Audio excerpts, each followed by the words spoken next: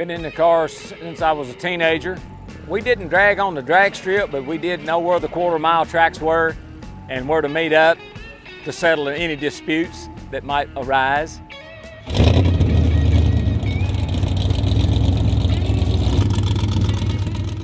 Ronnie Richmond from Bowling Green, Kentucky. Chevy guy, never owned a Ford. I've had several Chevy bow tie automobiles, you know, like Chevelles and Camaros and Chevy 2s, but the 55 is a classic hot rod. Any form of fashion, you really can't do it wrong. Haven't had it all my life, but I'm the caretaker of it at the moment. What I like about it is it's the old school 327. Got the Thompson Cross Ram 2.4 setup, induction, Muncie transmission, 4-speed. Got the Pontiac 9.3 rear end, which was the heaviest duty at the time back in its day. And you know, with that all being said, you were expected to not break anything. It's built standing. This car actually came to me basically the way you see it today, restored back from its earlier life as a drag car on the drag strip, put back on the street, so that's why I have it now.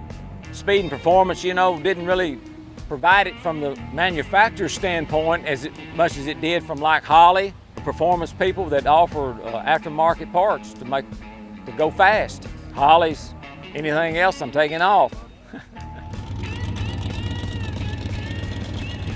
I'm hands-on. I want to do all I can to enjoy the accomplishments of it.